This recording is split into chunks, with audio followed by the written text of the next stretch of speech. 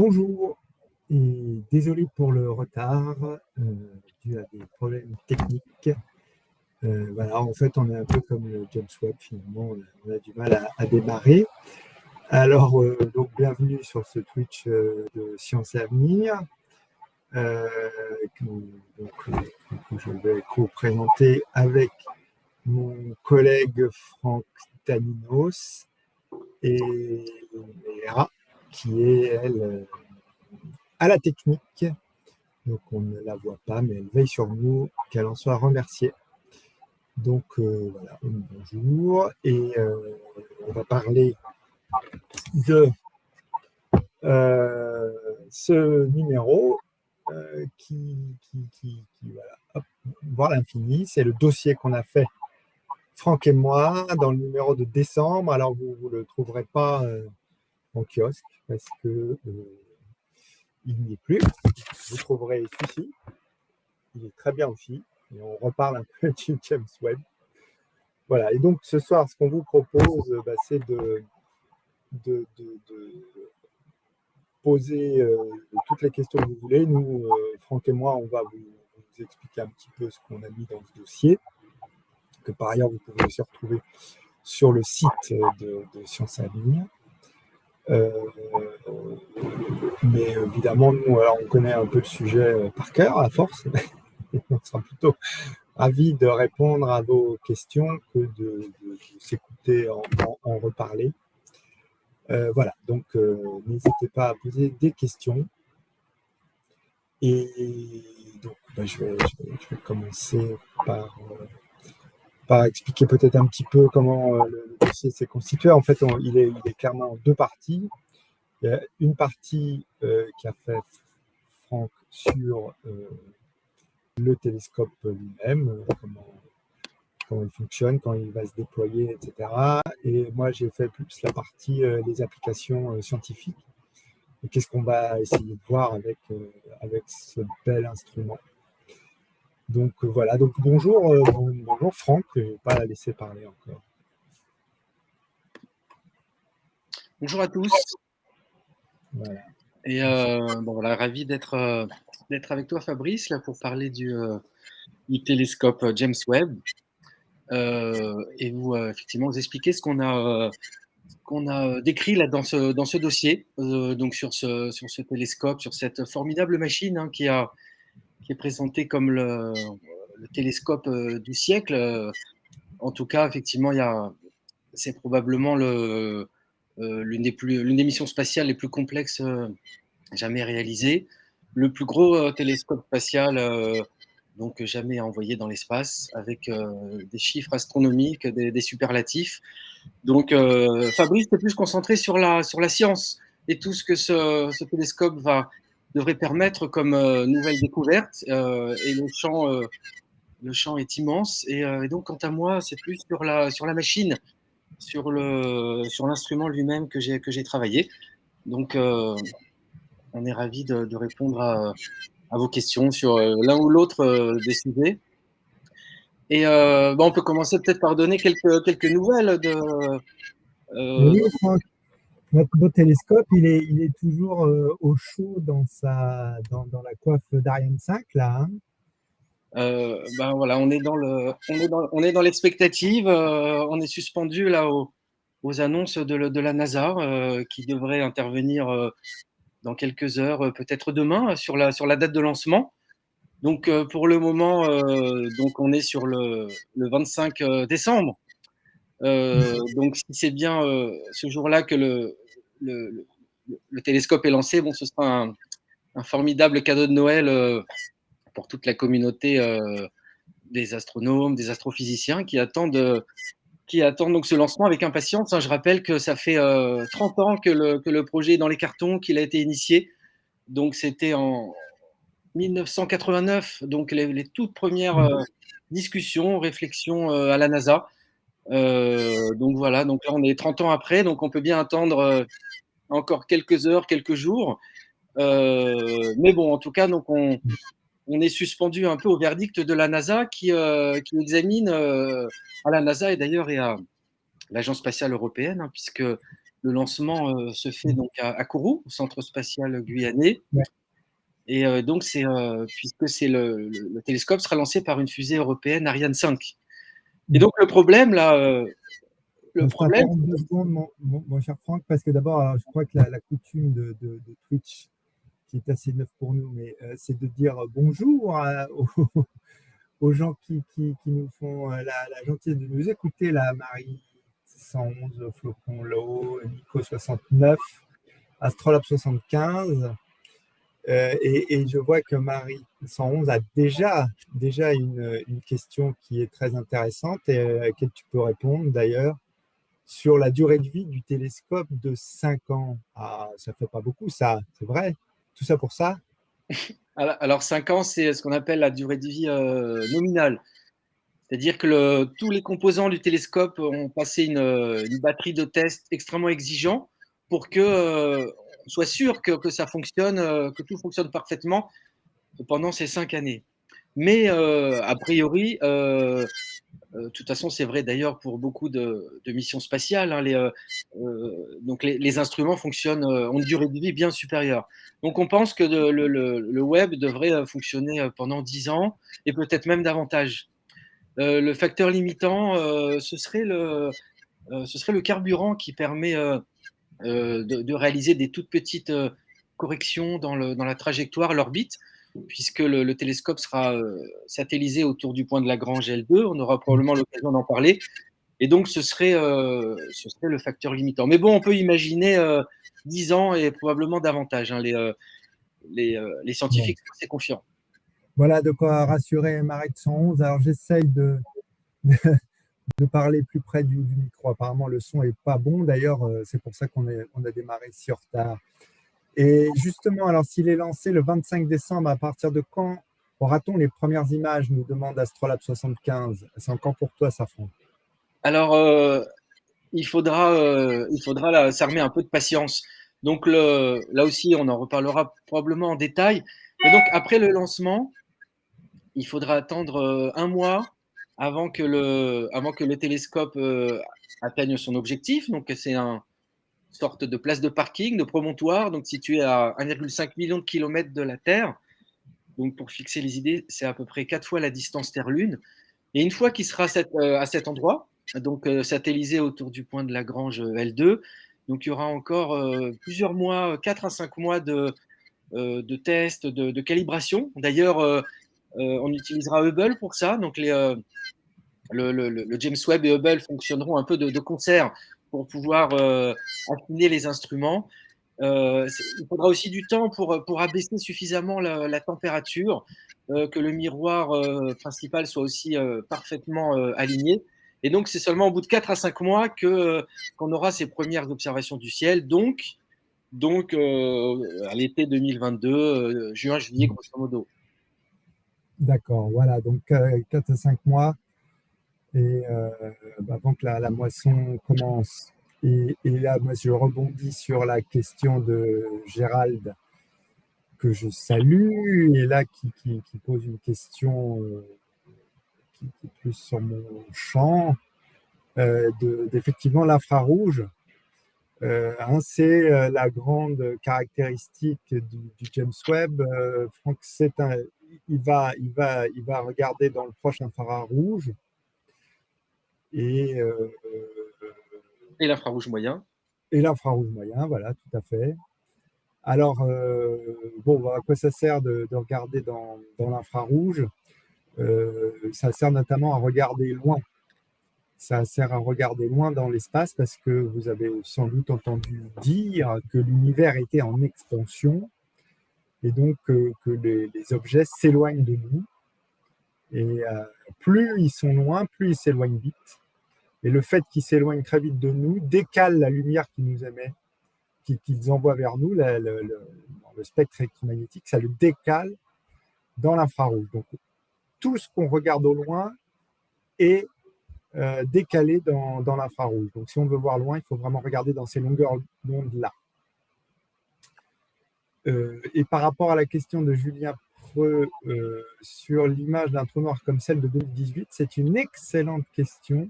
Je ne pense pas que ce soit dans les objectifs du James Webb parce que faire ce genre d'image, c'est quand même extrêmement compliqué. Et on utilise plutôt la méthode d'interférométrie qui nécessite des instruments au sol, si je ne me trompe pas. Mais comme Franck a aussi regardé, ça te dit quelque chose, Franck, une image d'un trou noir?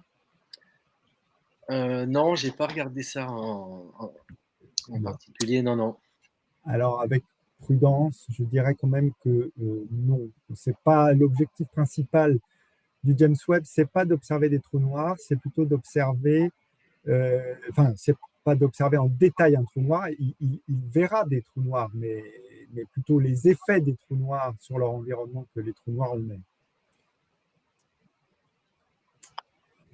Alors, je vois une question Oui. sur la publicité des données. Les données seront-elles publiques, demande-t-on. Donc, question très intéressante. Alors, oui, oui et non. Mais une partie des données, et notamment les premières, seront effectivement rendues publiques. C'est pas la première fois qu'on procède de la sorte.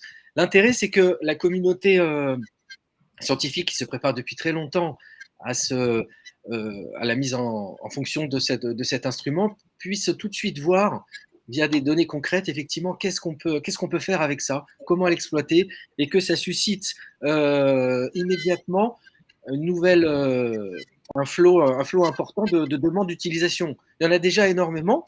Donc, il y a du temps d'observation là qui est consacré pour tout un tas d'objectifs.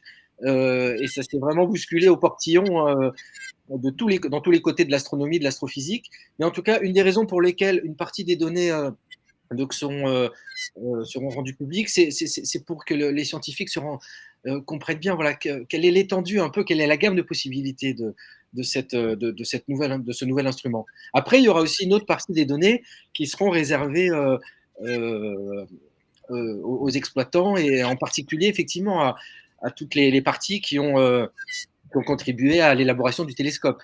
Donc d'ailleurs, je précise que les Européens donc disposeront au minimum de 15% du temps d'observation.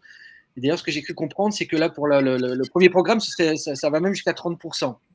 Et pour ça, très rapidement, en échange de ça, les Européens ont fourni trois choses. Tout d'abord, le lanceur, hein, la fusée Ariane 5. Également, ils ont participé hein, sur les instruments. Vous savez qu'il y a 4 instruments donc derrière le James Webb, derrière le miroir du James Webb Telescope. Et donc, les Européens ont fabriqué un des 4 instruments et la moitié d'un autre instrument. Et dernière contribution, on pourra y revenir. Il y a aussi du personnel qui est fourni par l'ESA, l'Agence spatiale européenne, du personnel donc qui travaillera au centre de contrôle de Baltimore. Donc en échange de ça, on aura du temps de télescope et des choses qui sont réservées aux scientifiques européens. Très bien. Et là, je vois une question qui est passée tout à l'heure de Nico. Je crois c'est est-ce qu'il va observer l'univers dans son entier? C'est une bonne question. Donc le spectre, on a répondu. Hein, c'est l'infrarouge moyen, infrarouge essentiellement. Et alors, est-ce qu'il va regarder dans tout l'univers? Alors oui, mais pas de façon simultanée. Donc le principe d'un télescope infrarouge, c'est que, d'ailleurs on revient un peu aux fondamentaux, donc il doit être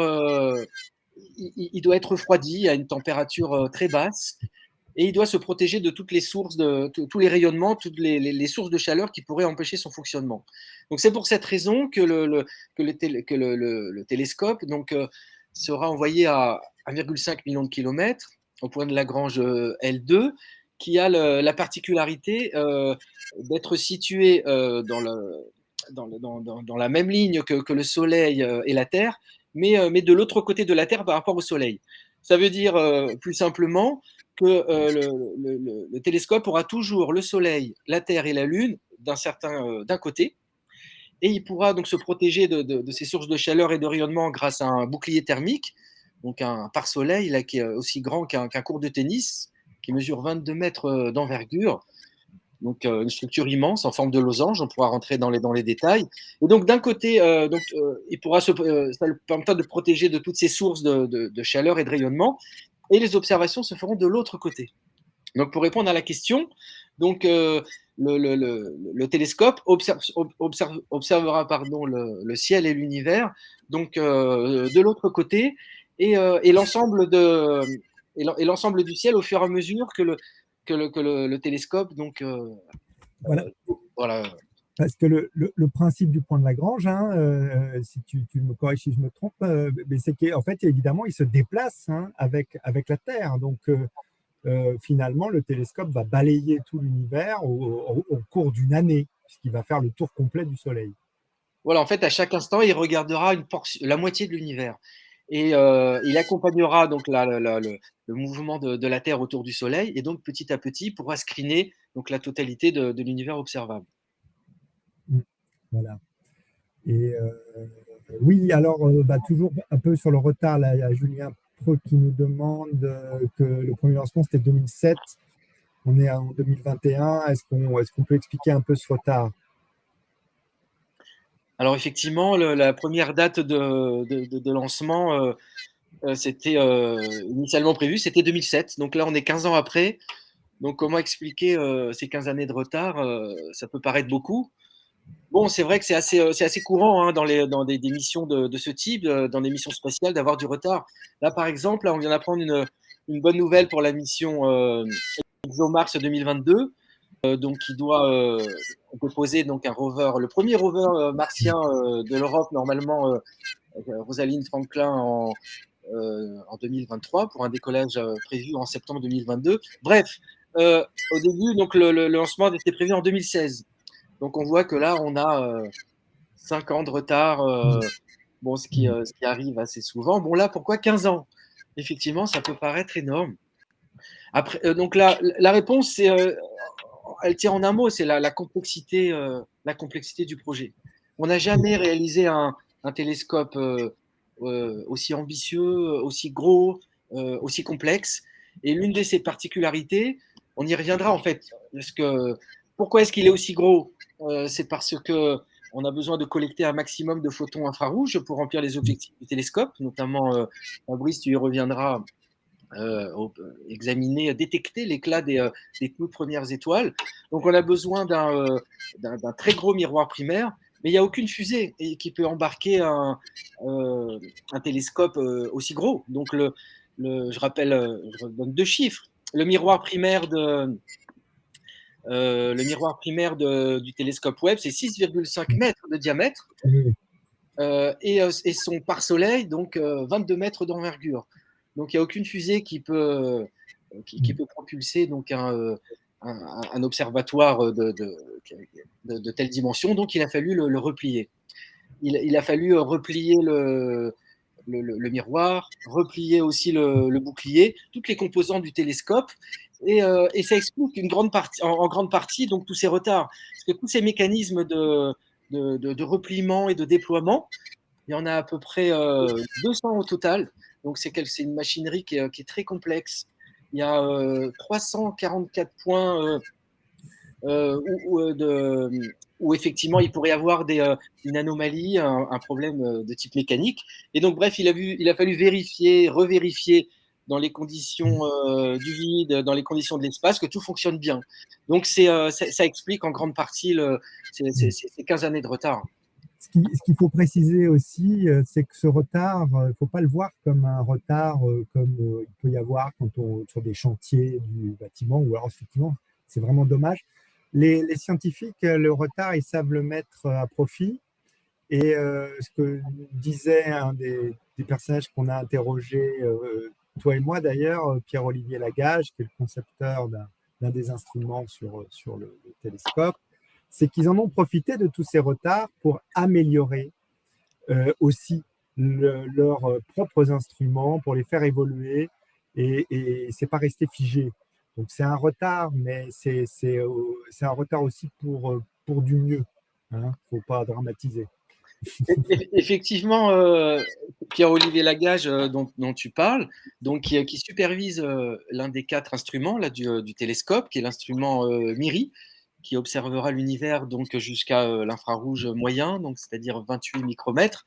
Donc m'a expliqué aussi qu'effectivement ça a été aussi une occasion d'améliorer donc les dispositifs, mais aussi de pouvoir adresser des problèmes spécifiques, notamment l'étude des exoplanètes.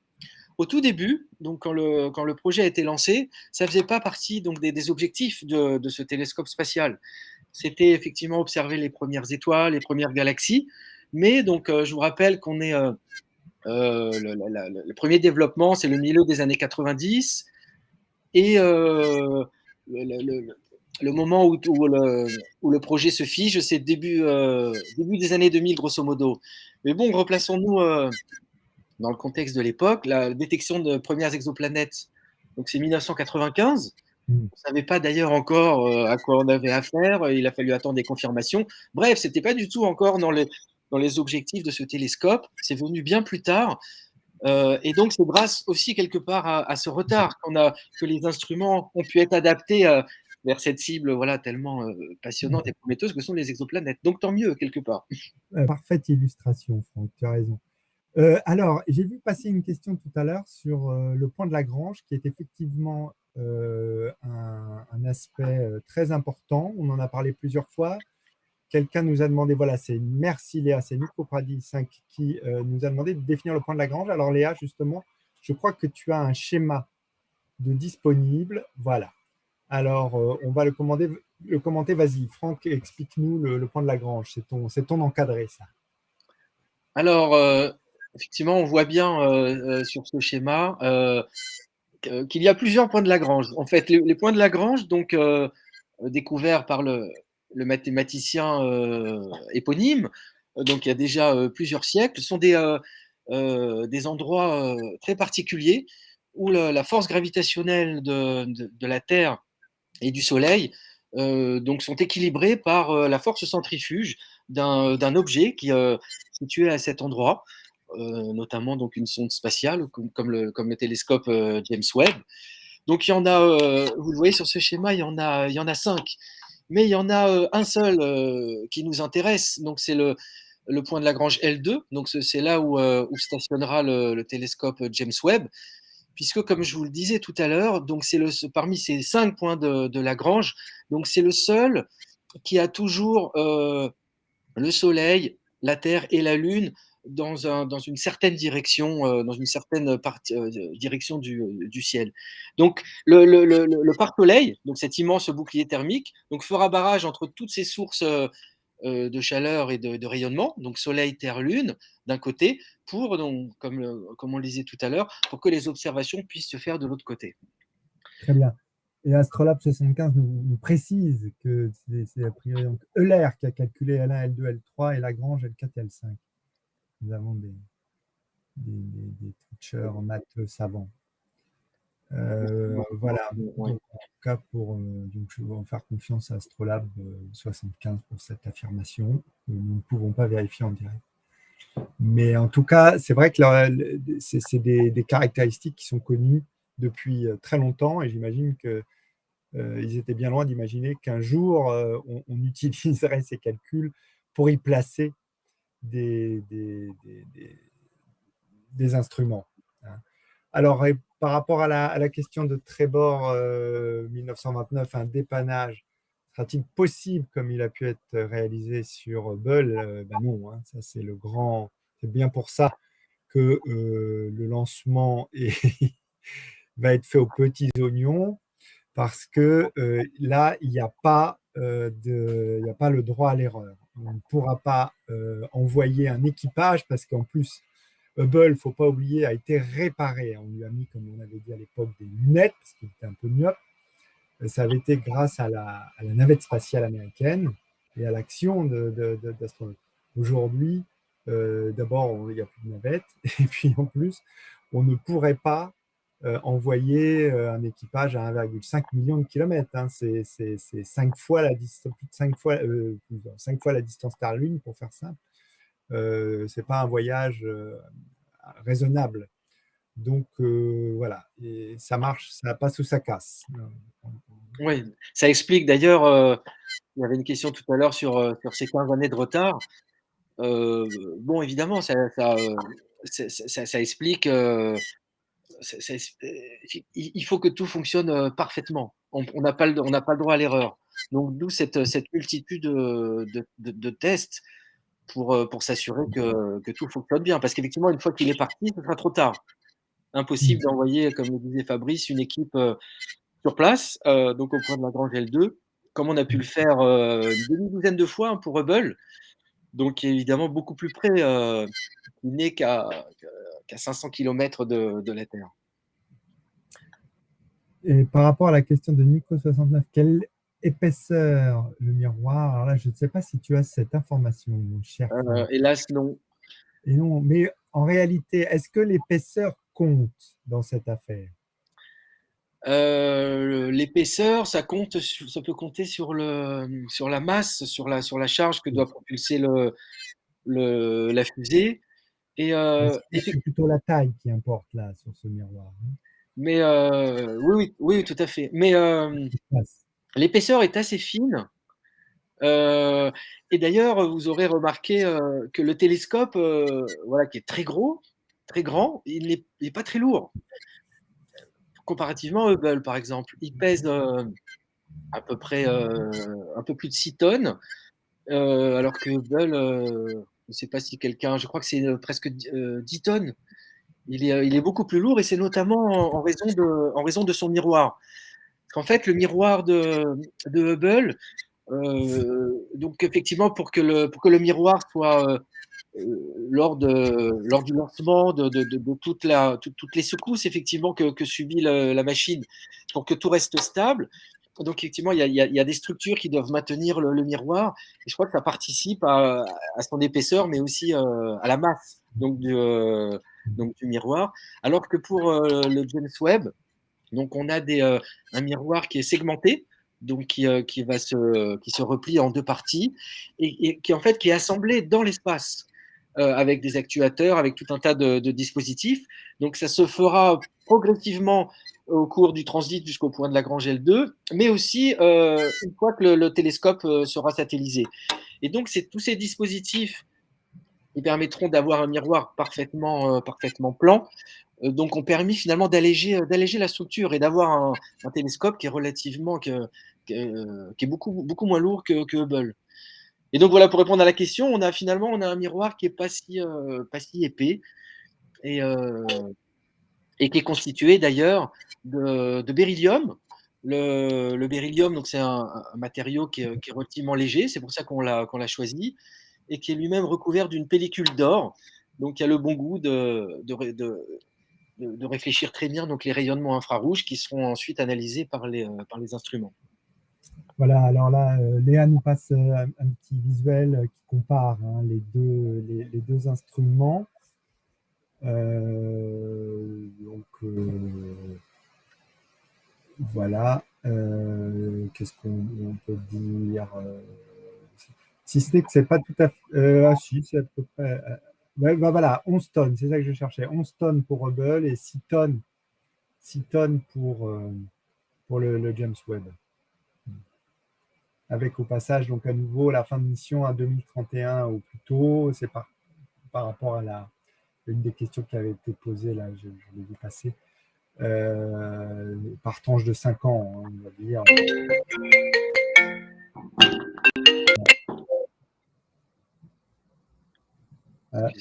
C'est l'annonce du lancement. Voilà. Parce que quand même, rappelons-le, nous n'avons toujours pas ce soir la confirmation que le télescope sera bien lancé le 25 décembre autour de 13h20.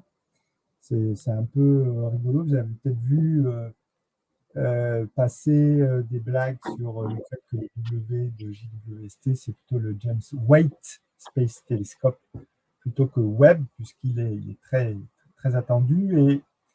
Et rien ne dit qu'il va vraiment partir, le 25, hein, puisque maintenant le problème, c'est uniquement un problème de météo. Et apparemment, la météo est pourrie toute la semaine prochaine. Donc, si ça se trouve, il partira qu'en 2022.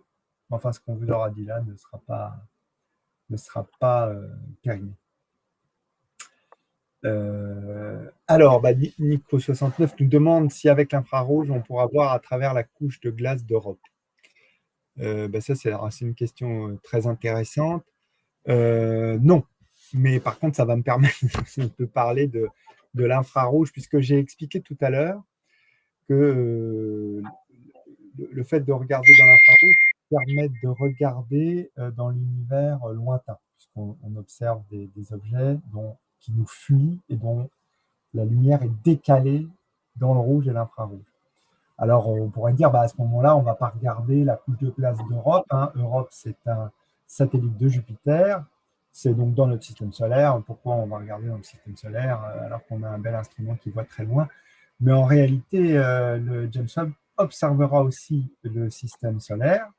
Et cette fois-ci, l'infrarouge ne servira pas à observer des objets qui nous fuient, puisque dans le système solaire, les objets ne fuient pas le Soleil, ils sont stables. Mais ça permettra de voir des rayonnements, cette fois-ci le rayonnement infrarouge émis par des objets bien particuliers, qui sont en fait des objets plutôt froids. L'infrarouge, ça révèle en fait, l'infrarouge, ça correspond à la chaleur.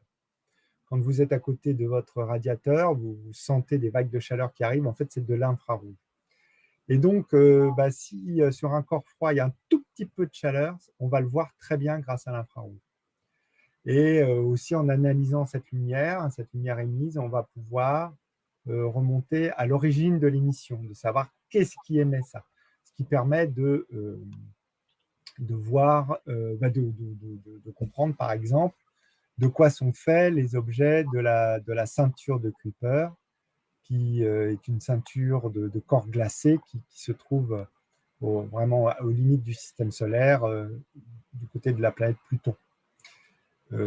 Mais alors, de là à voir à travers, c'est compliqué, notamment la couche de glace d'Europe. Selon les modèles, elle fait en tout cas sûrement plusieurs kilomètres d'épaisseur à certains endroits, même si à d'autres, elle peut être plus fine. Mais voir à travers, non. L'infrarouge peut permettre de voir à travers dans certaines circonstances, par exemple, des corps qui sont cachés derrière de la poussière. Alors, on ne voit pas vraiment ces corps directement, mais si c'est par exemple une étoile en formation, ou même une planète en formation, elle est un peu chaude, elle irradie de la chaleur, cette chaleur chauffe les poussières, et on va voir ces poussières briller dans l'infrarouge. Voilà. Pour répondre à cet aspect-là. Et là, une question de Nico290815. Quelle est la source d'énergie du James Webb, mon cher Franck? Alors, ce sont des panneaux solaires, comme souvent, en tout cas pour le système solaire interne. Donc, le James Webb est équipé de panneaux solaires qui fourniront l'énergie électrique.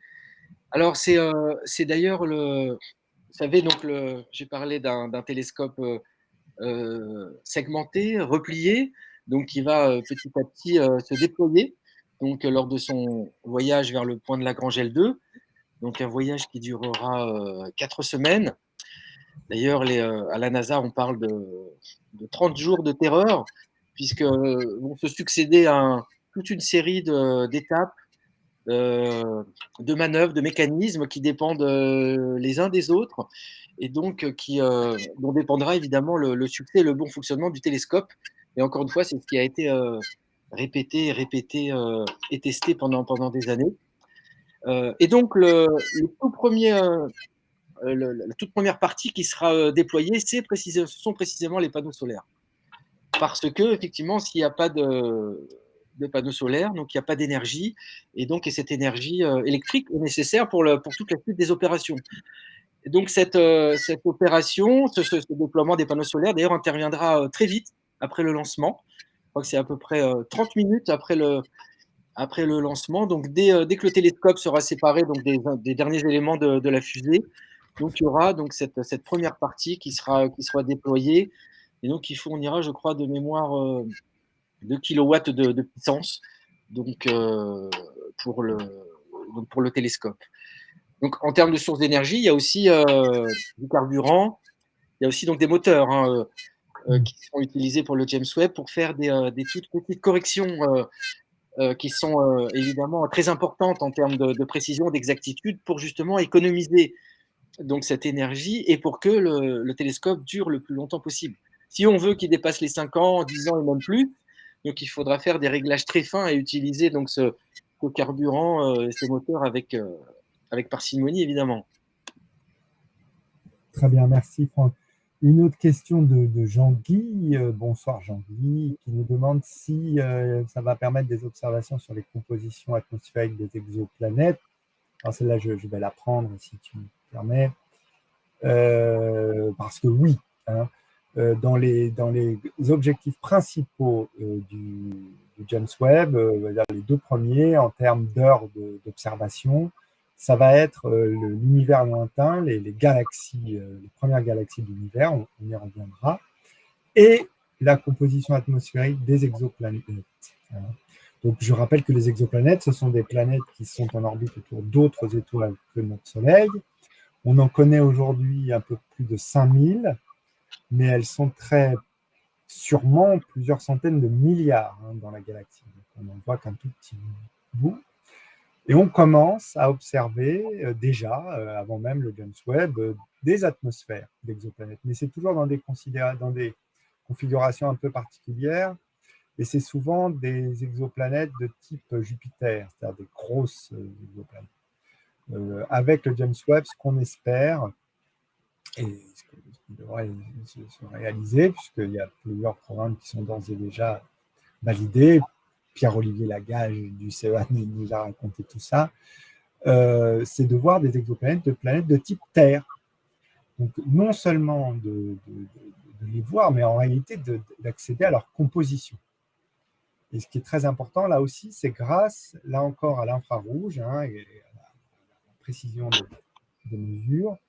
Non seulement on sera capable de voir la composition de ces atmosphères, pour répondre précisément à votre question, Jean-Guy, mais aussi la structure, c'est-à-dire qu'on la verra en quelque sorte en 3D. On sera capable de dire s'il y a du méthane puis de l'hydrogène, ou de l'hydrogène puis du méthane, enfin bref, même si de toute façon l'hydrogène serait au-dessus, c'est un mauvais exemple. Enfin, disons que voilà, on sera capable d'avoir des couches, des tranches d'atmosphère, ce qui évidemment va constituer un progrès considérable pour l'étude passionnante des exoplanètes.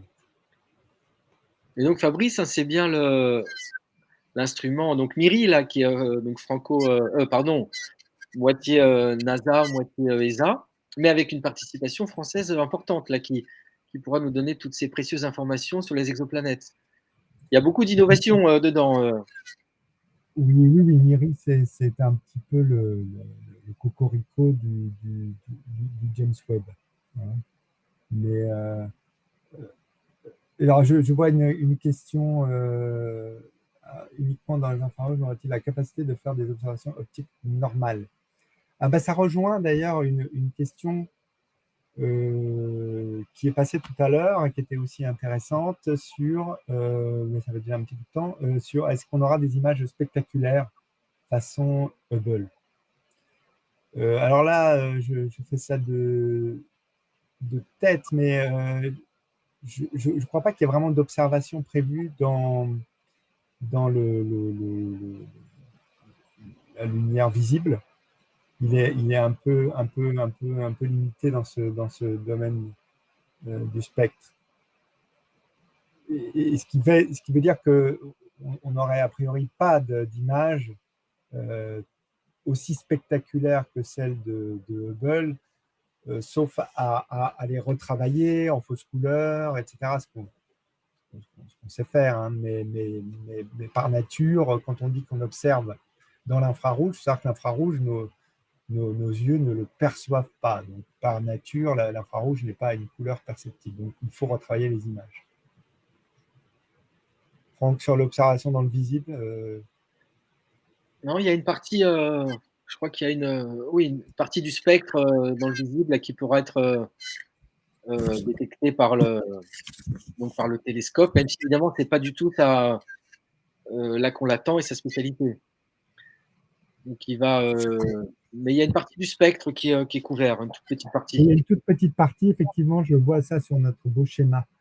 Qui, pourquoi observer dans l'infrarouge dans le numéro de Sciences et Avenir de décembre. Et il y a un tout petit chevauchement entre le domaine dans lequel observait Hubble, qui était essentiellement le visible et l'ultraviolet, et le JWST qui lui est du côté de l'infrarouge, avec un tout petit partie visible. Après l'infrarouge, Fabrice, tu peux préciser, ça permettra de voir aussi ce qu'on voit pas du tout, donc d'avoir un regard extrêmement perçant pour débusquer ce qui se trame derrière des nuages de poussière, et notamment le moment où se forment les systèmes stellaires, les planètes. Donc ça nous donnera voilà, donc on a un regard perçant en tout cas pour ce type de phénomène. Oui, oui, tu as raison. Hein, la force de l'infrarouge, c'est aussi de révéler ce qu'on ne voit pas, ce qui est caché par des poussières. Et notamment, un domaine aussi passionnant, ça sera de voir des systèmes solaires euh, en train de se former. Hein, et un système solaire se forme par effondrement d'un nuage de gaz et de poussière sur lui-même. Et par définition, un début de système solaire, c'est confus. Il y a l'étoile au centre qui est en train de s'allumer, elle brille, mais les planètes, elles, sont dans leur cocon de poussière et de gaz. Et donc, on ne les voit pas, sauf à regarder dans l'infrarouge, ce qui va permettre de saisir la petite chaleur qu'elles émettent, malgré les poussières qui font obstacle. Et alors, je suis tout à fait d'accord avec la remarque de Shura 70, même retravailler les images pour une découverte totale. Oui, on s'attend à un nouveau regard sur l'univers, comme avait pu nous donner avant lui d'ailleurs le vrai prédécesseur de, de James Webb, qui n'est pas tant Hubble, puisque comme maintenant vous l'avez compris, il ne travaille pas exactement sur les mêmes longueurs d'onde, mais il y a déjà eu un télescope spécialisé dans l'infrarouge, c'est Spitzer, qui est maintenant à la retraite, si je puis dire. Enfin, il a fini ses bons offices. Mais, et lui-même, alors de mémoire, je crois que son miroir faisait moins d'un mètre. Hein, donc, et là, on passe à 6 mètres 50. 80 cm. 80 cm, voilà, merci. Donc, bon, on voit qu'on va changer complètement d'échelle, mais Spitzer a déjà permis des observations totalement inédites, hein, notamment sur la formation de nouveaux systèmes solaires. Ce qui va changer avec Spitzer, c'est la résolution. Elle sera voilà, sans commune mesure. Alors peut-être, puisqu'on parle des recherches qui sont menées, j'ai parlé là des toutes premières galaxies. Est-ce que, Léa, tu pourrais nous passer le petit film sur la galaxie GN-Z11, dont je parlerai par la suite plus en détail. Hop, merci Léa. Donc là, on va faire un voyage dans l'univers à vitesse grand V. On va zoomer. Alors, c'est des images qui sont prises par Hubble. Hein. Donc voilà, on s'enfonce, on voit passer des galaxies, on voit passer des galaxies. Toujours plus de galaxies. L'univers est composé, tissé de galaxies. Et voilà. Et voilà. Donc ça, c'est la seule image qu'on a de la galaxie qui s'appelle GN-Z11 et qui est située très loin, très loin de nous. Et en fait, quand on regarde loin dans l'espace, on regarde aussi loin dans le temps. Et donc, c'est plus simple de parler en termes de temps. Et je vais vous dire que cette galaxie, telle qu'on la voit là, c'est telle qu'elle est 400 millions d'années après le Big Bang. Nous sommes 13,8 milliards d'années après le Big Bang. Donc là, 400 millions. Vous voyez, 400 millions, 13,8 milliards. On est tout au début de l'univers. Et on observe déjà que cette galaxie ne ressemble pas du tout à la Voie lactée, dont on a des représentations, puisque la Voie lactée, on la voit de l'intérieur, mais elle ne ressemble pas non plus à la galaxie d'Andromède, qui a une forme spirale magnifique. Vous voyez, elle est confuse, elle est irrégulière. Bon, on voit que c'est un peu plus chaud au centre. Voilà. Et ben, ce genre de galaxie, le James Webb va permettre de les voir beaucoup plus précisément, avec une meilleure définition, une meilleure résolution, et elle permettra même d'en voir des encore plus lointaines, peut-être encore 200 millions d'années plus tôt dans l'histoire de l'univers. Donc voilà, on voit que c'est le James Webb, c'est une image qui revient souvent, mais c'est tellement vrai. C'est aussi une machine à remonter le temps. Parce que comme ça, on va comprendre comment sont nées les galaxies, comment elles se sont formées, et comment elles ont pris finalement au fil du temps l'allure qu'on leur connaît, en les observant à différentes époques. Voilà ce qu'on peut dire sur l'univers lointain. Alors, est-ce qu'il y a des questions? Non, il n'y a pas de nouvelles questions. Peut-être qu'on peut passer à ce moment-là un autre film qu'on a prévu pour vous, qui est celui qu'on attend tous de vivre, qui est celui du lancement. Qui raconte, entre guillemets, la mise enfin pas plus qu'en orbite, mais hors orbite, mais enfin le point de Lagrange, du James Webb, avec les différentes étapes, peut-être que tu vas pouvoir nous commenter, Franck.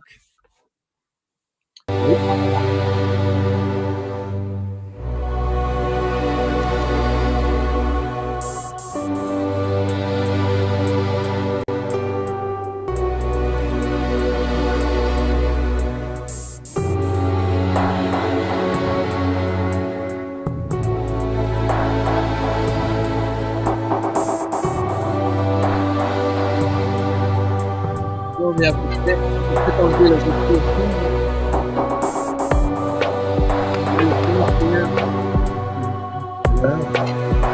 Le soir,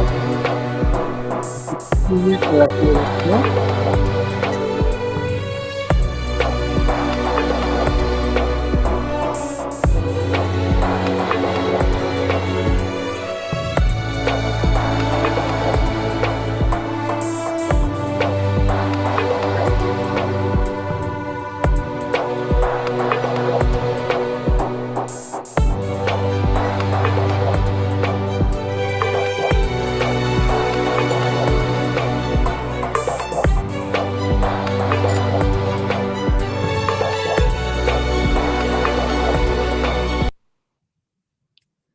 Ah, très bien.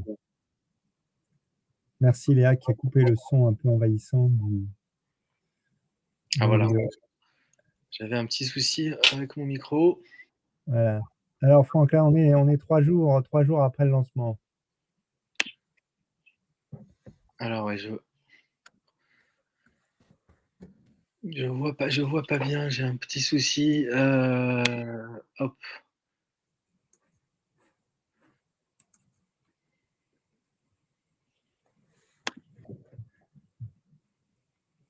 Donc là, alors vous voyez, hein, vous avez on voit en bas à gauche là, la progression du télescope qui passe la Lune.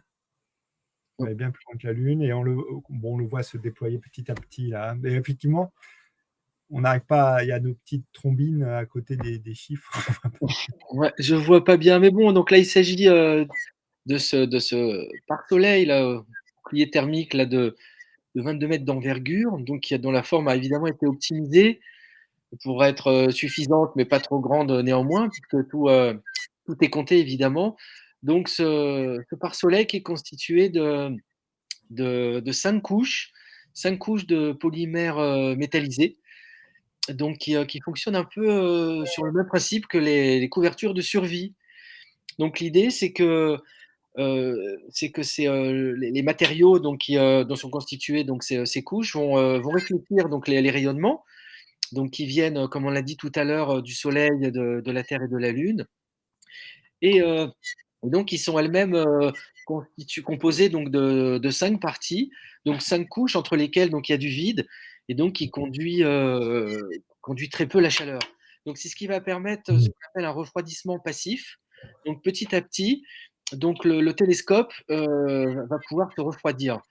Du côté qui est côté soleil, donc la température, s'élèvera jusqu'à, 80, degrés Celsius et de l'autre côté, donc le côté qui est protégé où il y a le miroir et les instruments, donc la température chutera à moins 230 degrés Celsius. Donc c'est ce qui permettra à la plupart des instruments de fonctionner. Donc en l'occurrence 3 des 4 instruments du James Webb, puisque le 4e instrument, donc MIRI, dont on a parlé tout à l'heure, lui qui observe jusque dans l'infrarouge moyen, donc a besoin d'avoir une température qui est encore plus basse, donc moins 265 degrés Celsius, quasiment le zéro absolu. Là, on voit donc le miroir secondaire qui se déploie, donc qui permettra donc de focaliser donc les photons infrarouges, donc qui sont captés par. Donc on voit ici donc sur une sorte de, il y a 3 bras et donc ce petit miroir donc qui fait face au miroir principal. Et enfin donc le miroir principal donc est plié en 3 parties. Donc il y a ces 2 ailes latérales qui sont pliées, donc pourra se déployer donc pour offrir donc un maximum de surface, donc pour capter donc ces fameux photons infrarouges donc qui viendront du tout début de l'univers, donc des toutes premières étoiles. Donc évidemment, très peu de photons, donc c'est pour ça qu'effectivement la surface est aussi grande et qu'on avait besoin d'avoir un télescope aussi gros. C'est évidemment pas pour rien qu'on a voulu avoir un télescope d'une telle taille, c'est parce que pour l'objectif qui était fixé dès le début, donc observer les toutes premières étoiles, les toutes premières galaxies, donc qui se sont formées quelques centaines de millions d'années après le Big Bang, on avait besoin à la fois donc de l'infrarouge, mais d'un miroir de cette taille-là. Très bien. Et effectivement, une question de Nico69 à laquelle on n'avait pas répondu. En fonction de l'orbite, y a-t-il des périodes d'observation intenses, de programmées, ou bien ces observations régulières sur l'ensemble de l'orbite? C'est une bonne question. Moi, je dirais que c'est sur l'ensemble de l'orbite. Il n'y a pas de spot privilégié. Franck, tu en penses quoi?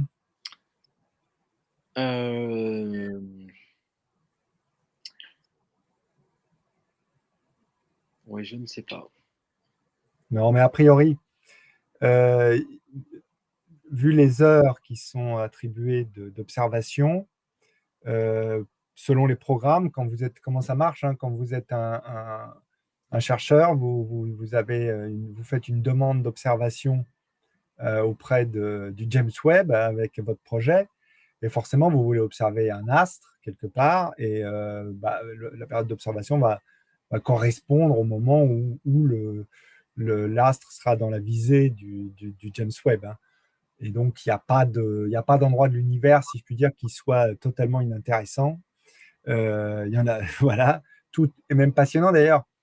Sur ce point-là, pour vous dire à quel point ça peut être intéressant, il y a une anecdote que m'avait racontée Hakim Atek, qui est interviewé dans le dossier et qui travaille sur le James Webb et sur les programmes qui seront réalisés par James Webb. Il explique que du temps de Hubble, enfin, même si Hubble est toujours en action, enfin, quand il n'y avait que Hubble, une fois ils ont décidé une manip un peu étrange en apparence. Ils ont dit, tiens, on va fixer un endroit du ciel, de l'espace qui est très noir, et on va braquer le télescope vers cet endroit vide, et on va regarder le vide. Et en réalité, ils se sont aperçus que ce n'était pas vide du tout, mais qu'au loin, mais qui était effectivement invisible, il fallait vraiment que Hubble reste focalisé sur ce point-là pour qu'elle finisse par apparaître. Il y avait des tas de galaxies, des petites galaxies très éloignées, très, très, très loin de nous et qui sont en fait des galaxies très jeunes. Et ça a été, ce qu'a expliqué Akimatech, une surprise. Une telle quantité de galaxies diverses et si jeunes. Et ça a alimenté les programmes d'observation du James Webb aujourd'hui. Donc voilà, tous les endroits sont bons à regarder avec le James Webb. Alors après, évidemment, il y a des cibles très, très précises. Parmi les, les toutes premières observations font partie d'un programme qu'on appelle les Early Science. Et donc, c'est des objectifs qui permettront de montrer tout de suite donc, les capacités donc, du télescope. Et donc, l'une de ces cibles ont été sélectionnées suite à une proposition française d'ailleurs. Donc, on a cette chance. Je crois qu'il y en a deux parmi ces 13 Early Science Release. Donc, c'est l'observation de la nébuleuse d'Orion. Donc, très vite, donc c'est vers cette direction que le télescope regardera, évidemment, quand ce sera possible, au regard de son orbite. Et dans cette partie du ciel, ce que les chercheurs veulent particulièrement observer, ce sont des disques protoplanétaires en formation, justement ce que tu évoquais, Fabrice, tout à l'heure. Donc le moment où les gaz de nuages et de poussière donc par des effets gravitationnels, vont commencer à donner lieu à former des planètes. Donc évidemment, il y a des endroits dont on sait par d'autres instruments, Hubble, Spitzer et d'autres, qu'il y a des choses très intéressantes à observer. Mais bon, on était un peu limité par les capacités d'observation, et là, on aura beaucoup plus de détails, des choses beaucoup plus fines. Donc évidemment, donc il y a le côté surprise, par définition. On ne sait pas ce qu'on va pouvoir, dès qu'on a un nouvel instrument ou dès qu'on gagne en précision, hein, c'est vrai pour n'importe quel instrument en physique, ben c'est terra incognita, on ne sait pas ce qu'on pourra y voir. Mais on a quand même un certain nombre de cibles bien déterminées, et les astronomes sont impatients de pouvoir y jeter un œil. Oui, oui, hein, il a son carnet de balles au télescope est très, très rempli, hein, voilà, d'ores et déjà. Alors, bonjour Aéronospace qui pose la question que tout le monde se pose, qui pourrait dire à l'heure du lancement, eh ben, la NASA. Mais pour l'instant, nous sommes toujours dans l'expectative, puisque c'est prévu pour le 25 décembre vers 13h heure de Paris, mais c'est au plus tôt, donc c'est susceptible encore d'être reporté. Donc ça dépend de la météo. On est suspendu au prochain bulletin. Donc c'est d'ailleurs l'ESA et Ariane Espace là, qui sont en charge vraiment du lancement et qui scrutent avec grande attention donc les vents de haute altitude, les risques d'orage, pour pouvoir effectivement que le lancement se fasse sans risque. Ce serait, vous l'aurez compris, ça fait 30 ans qu'on prépare cette machine. Il y a eu beaucoup de retard suite à de nombreux tests extrêmement minutieux. Donc là, on est vraiment c'est la toute dernière ligne droite. Donc il ne s'agit pas de prendre le moindre risque. Donc on va devoir peut-être attendre encore quelques jours. Mais bon, ça ne saurait tarder. Et une question là sur les essais de fonctionnement des mécaniques dans les milieux extrêmes, etc. Où ça a été testé tout ça? J'imagine dans les labos en tout cas, pour le miroir, ça s'est fait à la NASA. Enfin, dis-moi, Franck, je ne sais pas. Oui, non, j'ai plus le nom des laboratoires en tête, mais il y a plusieurs installations de la NASA qui ont été utilisées pour ces tests. Donc le facteur limitant et ce qui a déterminé donc le choix des installations, c'est leur taille. C'est-à-dire qu'il fallait d'immenses hangars cryogéniques ou des chambres à vide où on a pu tester donc tous ces mécanismes de dépliement, voir que tout fonctionne bien, toute l'électronique, la partie mécanique, et puis aussi les plans B. Voilà, s'il y avait il y a un certain nombre on se laisse une certaine marge de manœuvre évidemment s'il y a des incidents informatiques, donc comment les régler depuis le sol informatiquement. Bref, donc tout ça s'est fait aux États-Unis, je ne sais plus où, dans le Maryland, il me semble. Mais bon, il y a eu plusieurs installations qui ont été utilisées, mais des installations vraiment spéciales, hein, et qui étaient caractérisées encore une fois par leur très grande taille. Très bien. Et une question de Stromboli qu'on salue, qui voudrait savoir pourquoi une durée de vie de 5 ans seulement pour un tel investissement. Alors déjà, on précise ce qu'on a dit depuis le début, c'est plutôt au moins 10. Et pourquoi on n'a pas pu faire plus long? Bah, c'est ce qu'on a dit tout à l'heure, oui, c'est une durée nominale, c'est-à-dire il y a un cahier des charges, il y a des spécifications, dans le spatial c'est extrêmement précis, donc il faut remplir ces spécifications et être sûr que tout fonctionne à merveille pendant au moins 5 ans. Mais bon, encore une fois, on le répète, donc il y a aucune raison pour que ça fonctionne pas plus longtemps. 10, 15 ans, c'est quelque chose qui est tout à fait envisageable. Voilà. Et pour répondre à Nico 69, non, non, il ne pourra pas voir dans le domaine des rayons gamma et des rayons ultraviolets parce que on ne peut pas designer entre guillemets un instrument pour être ultra efficace dans toutes les longueurs d'onde.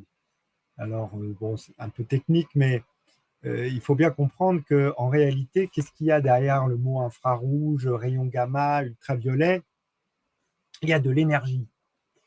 Et donc, on ne peut pas étudier ces rayonnements d'énergie très différentes avec les mêmes outils. On ne peut pas les traiter avec les mêmes outils. Donc, il faut choisir. Les rayons gamma, par exemple, on peut les voir relativement facilement depuis la Terre, puisqu'ils traversent l'atmosphère en partie. Alors que les rayons infrarouges, eux, ne passent pas l'atmosphère. Ils sont perturbés par l'atmosphère. Donc, quitte à faire un télescope spatial, c'est pour ça on choisit de l'équiper pour l'infrarouge, parce que hors de l'atmosphère, on va gagner énormément en netteté, hein, en précision. Oui, d'ailleurs, c'est intéressant de préciser pourquoi est-ce qu'on a besoin d'aller dans l'espace. Parce Oui, qu'on a au sol, là, on n'est pas limité par la place. On peut construire d'immenses télescopes. D'ailleurs, ce serait un autre sujet, puisqu'il y a toute une génération d'immenses télescopes au sol là, qui sont en construction et qui seront mis en service dans les années qui viennent, qui promettent là aussi une moisson de nouvelles découvertes.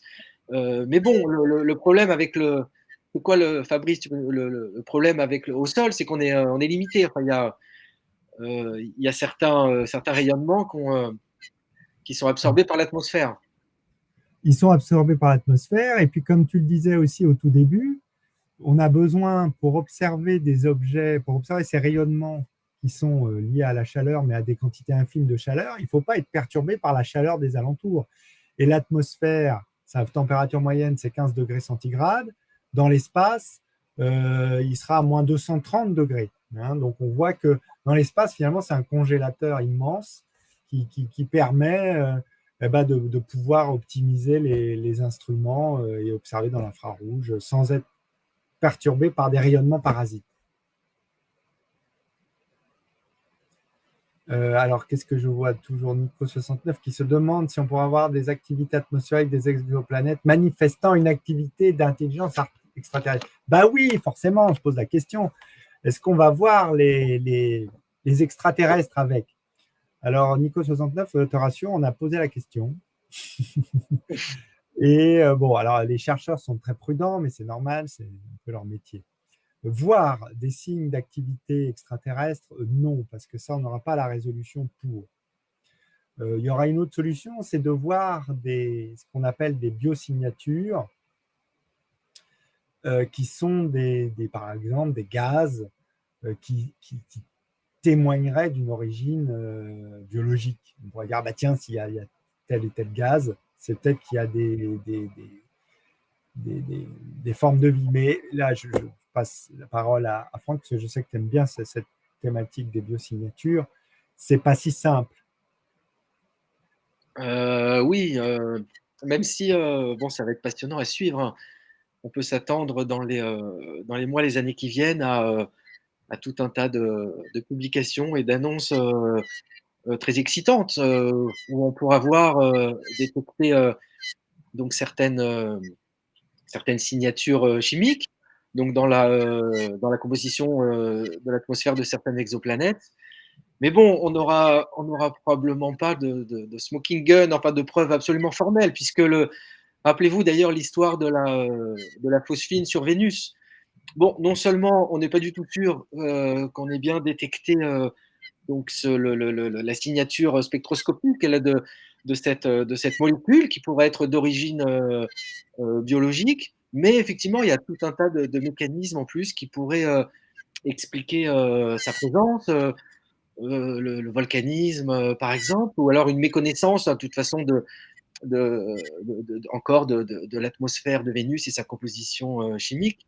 Donc, bref, on verra des choses très, très intéressantes qui pourraient aller dans le sens des biosignatures, mais bon, il pourrait y avoir des faux positifs, ou en tout cas pas quelque chose d'absolument concluant. D'ailleurs, à ce titre, hein, la NASA prépare déjà donc, la suite du James Webb, donc, qui est prévue donc rendez-vous dans 20 ans, 2040-2045, avec ce qu'ils appellent un super Hubble qui sera optimisé. Alors, j'ai pas les détails, mais bon, qui sera optimisé pour voir dans le visible, dans l'infrarouge et dans l'UV.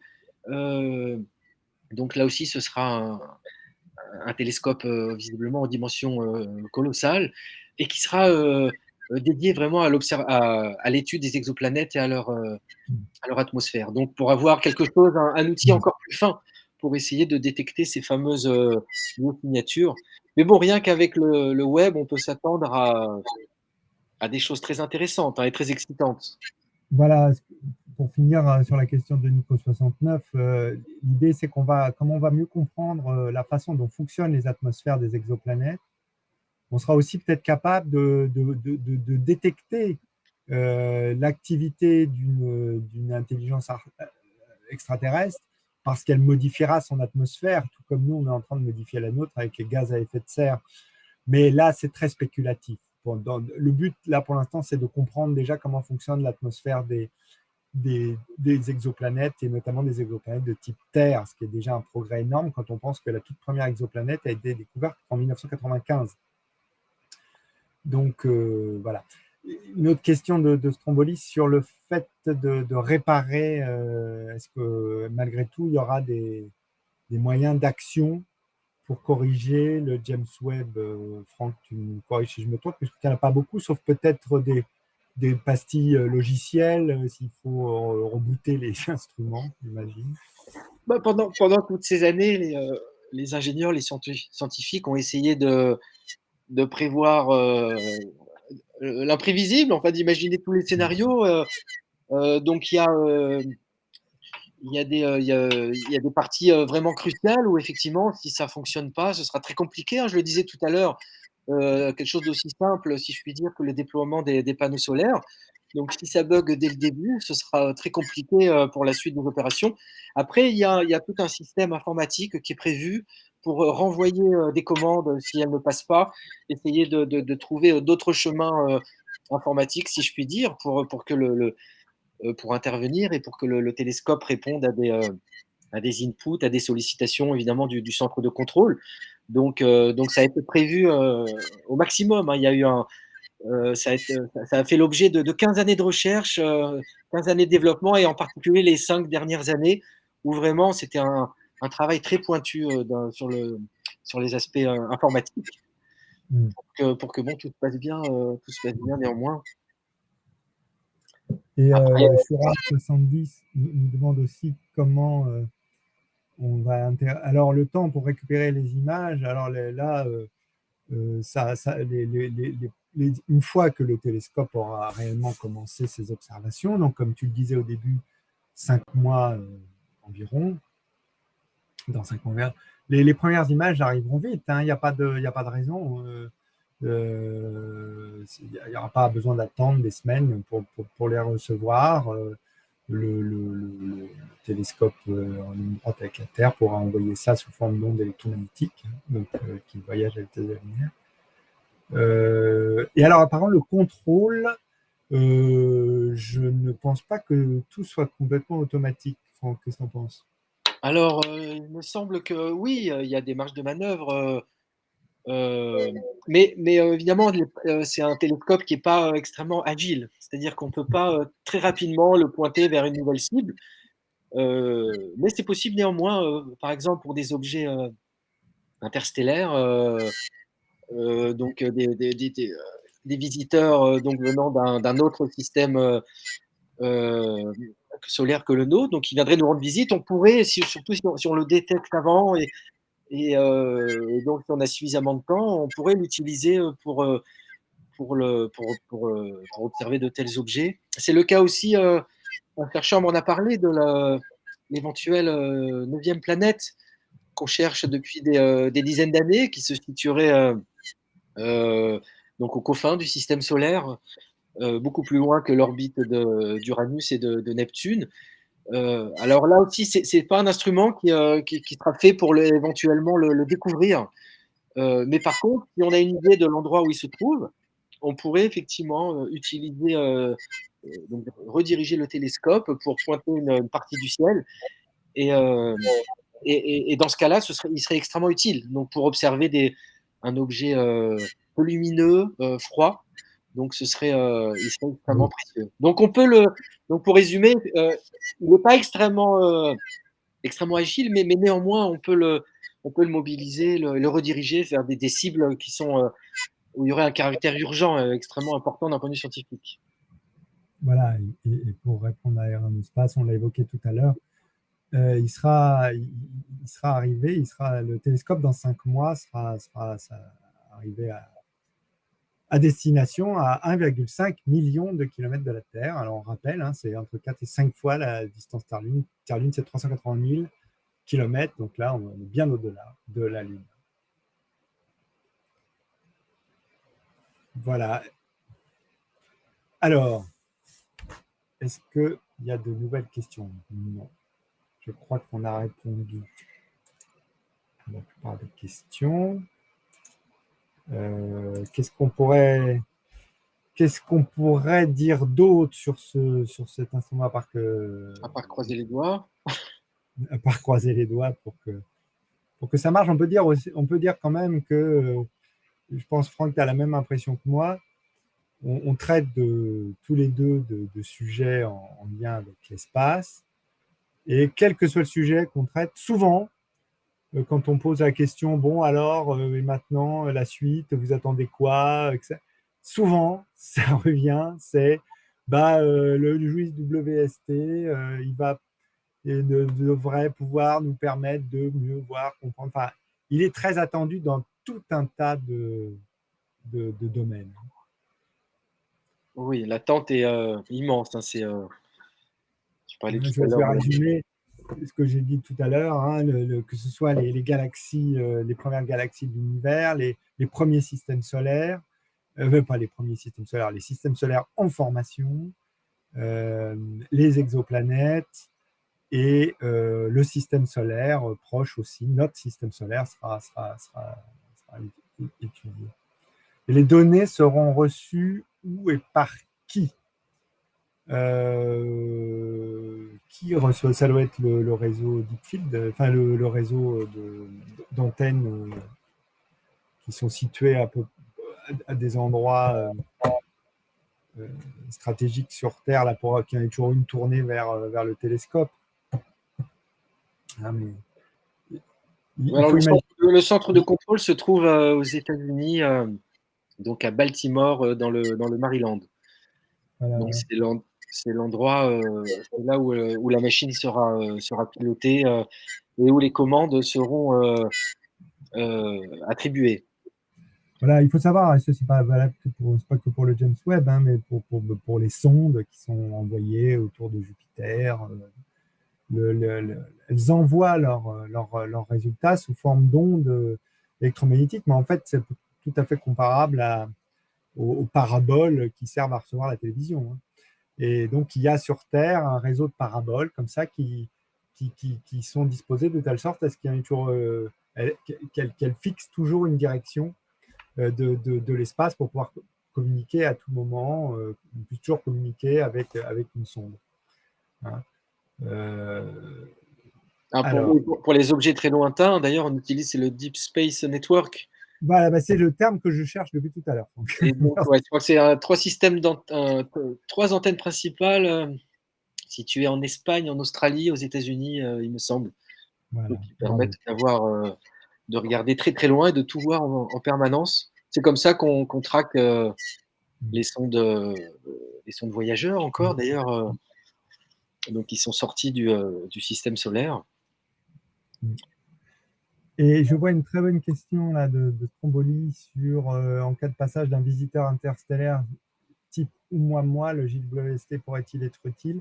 Alors oui, complètement, hein, parce que ce genre d'astre qui est froid, donc vous avez bien compris maintenant que le JWST regardait les objets froids, euh, bah, il va pouvoir, il est prévu, hein, puisque on sait qu'il y a des objets interstellaires dans le système solaire, et donc il est prévu d'en étudier pour évidemment essayer de déterminer leur composition, parce qu'on comprend bien que c'est passionnant d'avoir sous la main un objet qui ne s'est pas formé dans le système solaire.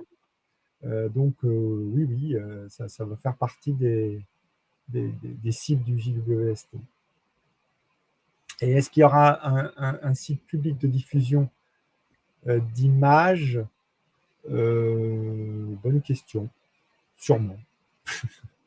Puisque c'est public. Pas mieux. Hein, voilà.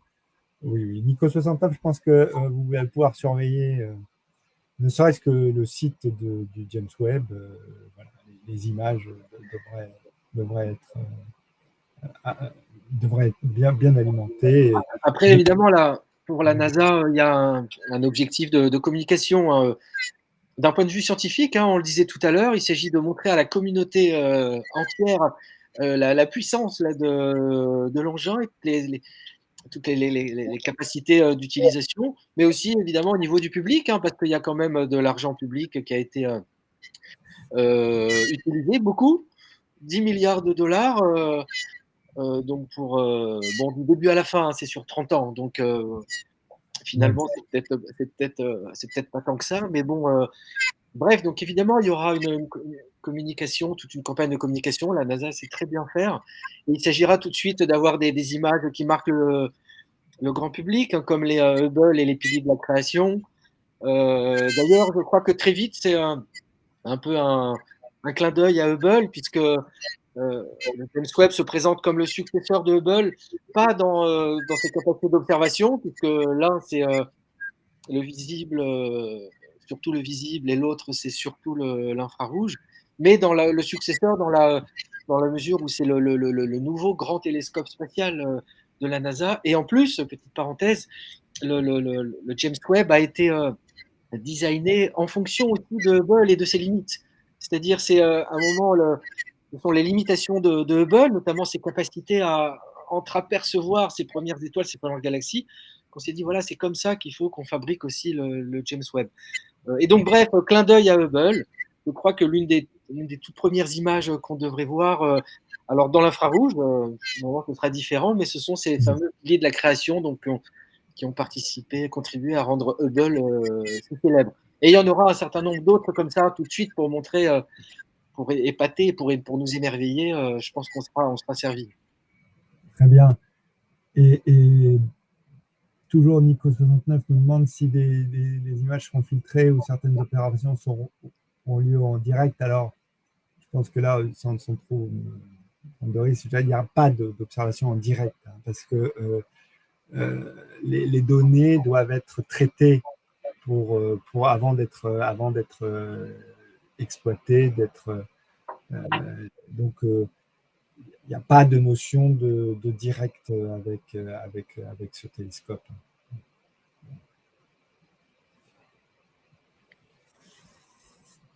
Bon, eh ben voilà, je crois que maintenant on n'a plus qu'à croiser les doigts. Est-ce qu'il y a d'autres questions parmi les gens qui nous ont fait l'amabilité de nous suivre? Ah, Alors, nous avons une blague, je pense. Depuis quand Cédric Clapiche s'intéresse-t-il à l'espace et se fait appeler Franck? Mince, en plus, je la comprends pas. Ah, j'ai pas assez de maîtrise de Twitch pour. Tu la comprends, toi? Ah, d'accord, mais si, c'est une blague sur toi, Franck. Je trouve que tu ressembles à Cédric Clapiche. On dirait bien. Ah oui. Bon, c'est pas mal. Je ne sais plus à quoi ressemble Cédric Clapiche. Je vais me précipiter sur Google Images. Sitôt le Twitch terminé. Très bien, Jean-Guy, on note. On note. Voilà. En tout cas, merci pour toutes ces questions, pour votre intérêt. On rappelle que sur notre site internet, on a, on a tout un tas d'articles sur le James Webb qu'on suit depuis fort longtemps. Et encore, donc évidemment, on va suivre le lancement. Donc il y aura la rédaction qui sera mobilisée donc, pour vous apporter un maximum d'informations. Il y a un live qui est prévu. Donc ça, c'est pour le décollage. Et puis évidemment, on n'a pas fini d'en entendre parler. Donc dans les mois qui viennent, dans les années à venir, on espère énormément de découvertes. Dans les découvertes de l'année 2022, je pense qu'il y en aura déjà qui seront dues au James Webb. Eh bien, on prend rendez-vous. Voilà. Bon, au revoir à tous, à toutes. Merci de nous avoir suivis. Et puis, à une autre fois. Au revoir. Voilà. Merci à tous et à très bientôt. Au revoir.